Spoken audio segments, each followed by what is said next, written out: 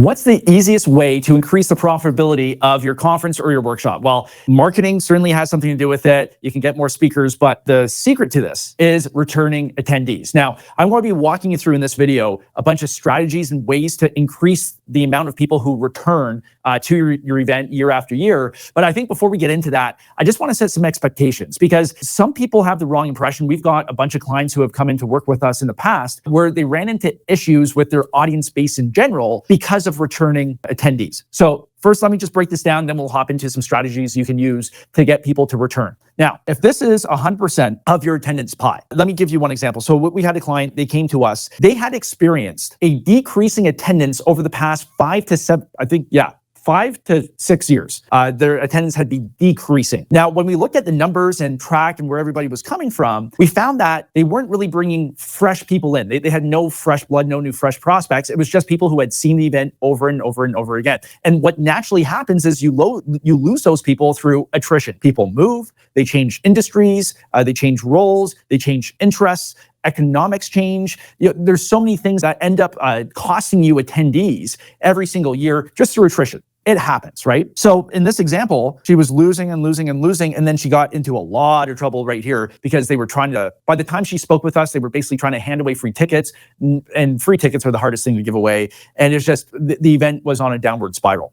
So one of the things we really looked at is, well, what's the makeup of the audience? And through my own personal conference, what we found is you actually don't want a high number of returning attendees year over year. Because if you're growing, you need to make sure you have that fresh blood coming in. So for example, in my first year, we had 1,000 people. And then the next year we had 2,500. If I'm just relying on returning attendees, and let's say, 50%, 75% of returning attendees or attendees return, I still have a lot of ground to make up if I'm looking to scale and grow my event. So the primary focus isn't on returning attendees. The primary focus should always be on getting fresh blood, new people in the ecosystem, and then they will turn into returning attendees. So I just want to make sure we've got our heads on straight, the right hat on, and we should always be looking for new people, because the returning people will just come as a byproduct of putting on a really, really good event. Now, that being said, and just setting expectations. That being said, if you want to aim in your mind, right? If you're on a growth trajectory, you want to have about 30% of your audience as returning attendees, because you're growing year after year after year. So if you're really looking to pad your numbers and get that up, the right makeup, and we've seen this kind of vary a little bit, but generally speaking, 30% of your audience should be made up of people who have already come, and then the remaining 70% should be new people who have never experienced your event before. And that's going to grow and grow and grow your event. Now, once you do have people in the door, you can work on some secondary strategies for how to keep those people in the ecosystem returning year after year. Now, why would you actually want somebody to return to your event? And this is the secret to increasing the profitability of your event, right? If when we run any type of marketing, ads, direct call, whatever strategy you're using to generate those leads, there's a cost. And then you're going to convert those people to a sale. That's your cost per sale, right? Your customer acquisition cost, your CAC, right? That is whatever number it is. It's going to vary depending on events. As soon as that person makes another purchase, that's going to significantly decrease your CAC and increase your customer lifetime value. So your LTV is the lifetime value of the customer. So how much money are they going to spend with you over the life of their relationship with you? And we've got the CAC, your customer acquisition cost. So by tapping into returning visitors, returning attendees, we can lower our CAC, and then we can increase our lifetime value. And because when we get more revenue coming in from the same customer, now we can increase our ad spend costs, we can make our event better, we can invest resources to dump in and to scale. Now, the golden question, the $1 million question is, well, what can you do to make sure people return and come back? So there's 3 I want to highlight today. And the first one might be kind of obvious, but it's not so obvious when you get into it, because a lot of people don't do it, okay? So number 1 is going to be you sell tickets. Now, when I say you sell tickets, yeah, you're selling tickets to your current event, but what you're going to do is when they're already there having a great time, you're going to sell them tickets to the next year. That is the time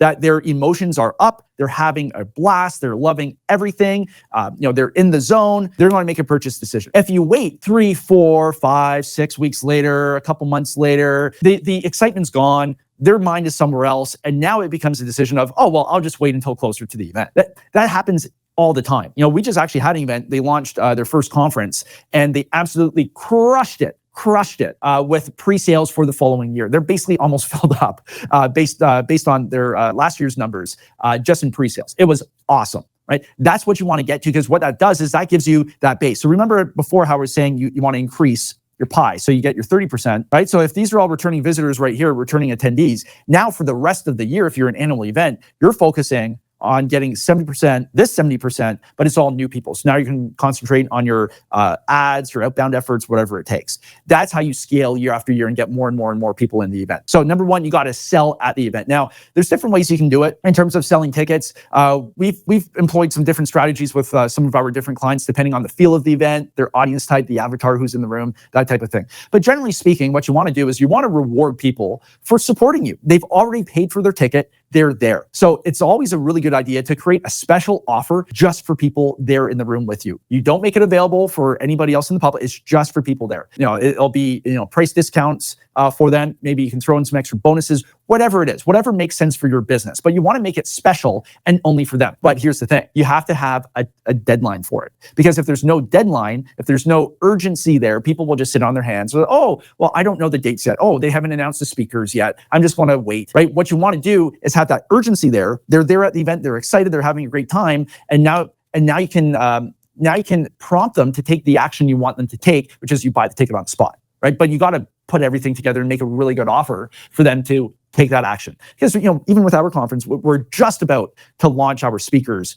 for 2025. That's coming in about a week. So we have a bunch of pre-sales in, but they don't know the speakers, all of that type of stuff. So the offer has to be really, really good for somebody to take action with all those unknowns. Okay. So you got to sell, you got to pre-sell. And there's different ways you can do it from the stage. You can have things in your app. You just want to motor as hard as you can. Now, here's the secret. So I mentioned one of our clients just crushed it with the pre-sales. What they did was they had everybody, so they had a 3-day event. They made the offer at the event for the pre-sale tickets. And then what they did is immediately after the event, a couple days following, they had their team call everybody who showed up who didn't take advantage of the offer and said, hey, listen, this is going away and tomorrow, let's get you locked in. And they did a ton of sales through dialing through that list. So you want to be aggressive with it, not sleazy salesperson aggressive, but you just want to make sure that you get in touch with everybody. And every year, it's like, oh, sorry, I totally forgot. My flight was delayed. I totally forgot purchase. This is why you want to get in touch with your attendees. Now, number 2, you want to show, not tell. And what I mean by that is when you have your different ticket tiers, your experiences, the things people get to do at your event, you want to make sure you show that to everybody. So if you have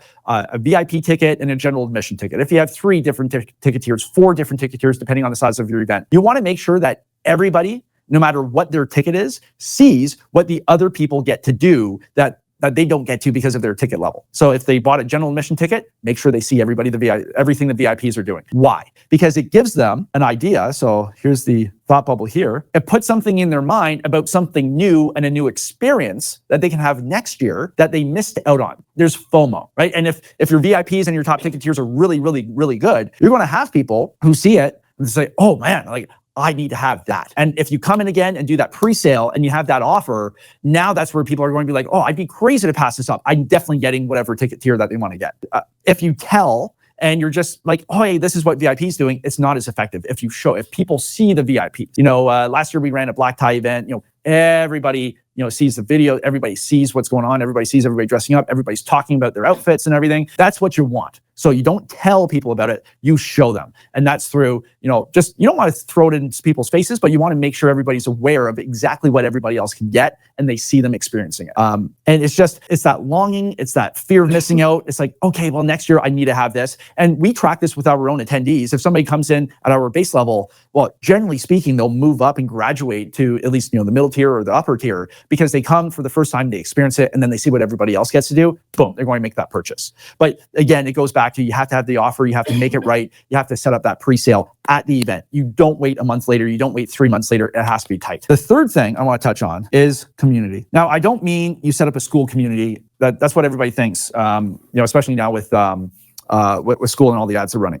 I don't mean a school community. What you're going to find with events, Like I started from scratch with my conference. So we started from the ground up. But what you're going to find is after a couple years, you have people coming from all over the place to an event. We have people fly from Europe, Africa, Middle East, UK. Then we have people from all over the States, all over Canada, all over people come. And it becomes a meeting place where everybody gets to know the returning people and the common people, and then they look forward to seeing them the next year.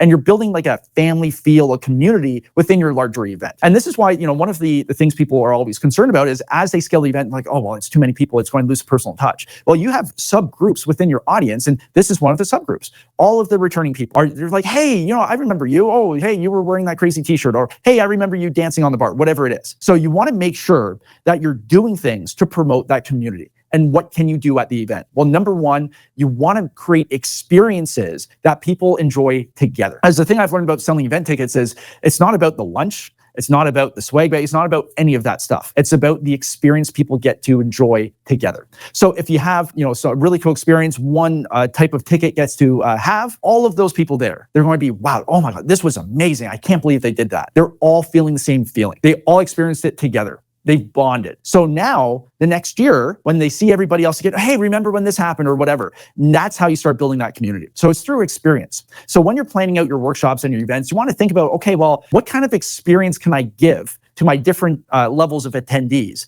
that will have them interact, build those connections, start those friendships, and then year after year after year, you'll find the same people come back. Now, like I said at the start, you're going to lose people through attrition. It happens. Your primary focus is always on fresh blood, new people who have never experienced your event before. But you're always going to have that core, that 30% I was talking about if you're growing and scaling, like you should be, that 30% of your attendees should be that core, that returning core.